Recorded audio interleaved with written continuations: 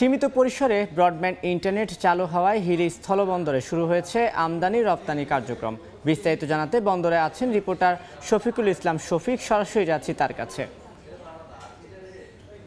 চলমান পরিস্থিতিতে হিলি স্থল বন্দর দিয়ে আমদানি রপ্তানি বাণিজ্য স্বাভাবিক থাকলেও স্বস্তি ছিল না ব্যবসায়ীদের মাঝে। কারণ জানি যে ইন্টারনেট সেবা বন্ধ থাকার কারণে কাস্টমস থেকে কাঁচা পণ্য পেঁয়াজ কাঁচামরিচ ছাড়া অন্য পণ্য তারা বের করতে পারছিল না। কাস্টম ম্যানুয়াল পদ্ধতিতে সাময়িক শুল্কায়নের মাধ্যমে 3টা পণ্য ছাড় দিয়েছিল। তাছাড়া এখানে খোল ভুট্টা ভুসি অন্যান্য যে পণ্যগুলো সেগুলা কিন্তু আটকে থাকে। গতকাল জরুরি একটা বৈঠকের মাধ্যমে উপজেলা প্রশাসন কাস্টমস এর ঊর্ধ্বতন কর্তৃপক্ষ নির্দেশে গতকালকে পণ্যগুলো ম্যানুয়াল পদ্ধতিতে ছাড় করার কথা থাকলো, কালকে কিছু পণ্য ছাড় হয়েছে।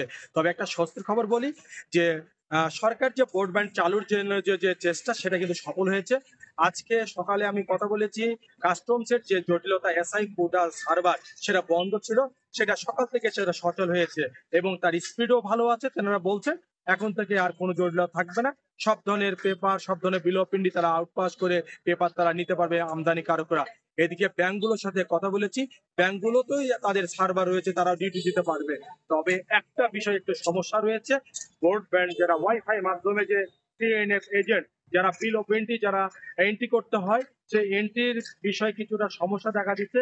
ব্রডব্যান্ডের লাইনে কিছুটা স্লো রয়েছে, তারপরেও তারাও কাজ করতে পারছে। তাছাড়া আরেকটা বিষয় আমি জানিয়ে রাখি, আজকে সকালে দিনাজপুর জেলা প্রশাসক সকাল 6টা থেকে সন্ধ্যা 6টা পর্যন্ত কার্ফিউ জারি যারা শিথিল করেছে। ইতিমধ্যে স্থল বন্দরে দেশের বিভিন্ন দূর দূরান্ত থেকে পাইকারি ব্যবসায়ী এসেছেন। বলা যেতে পারে যে একটা প্রাণ চাঞ্চল্যতা, যে একটা স্থবিরতা কাটিয়ে যে বন্দরে যে একটা স্বস্তি, সেটা আমরা কিন্তু লক্ষ্য করেছি। হিলি স্থল বন্দর দিয়ে আপাতত স্বস্তির খবর এতটুকু ছিল আমার কাছে। এতক্ষণ সরাসরি যুক্ত ছিলাম হিলি স্থলবন্দরে।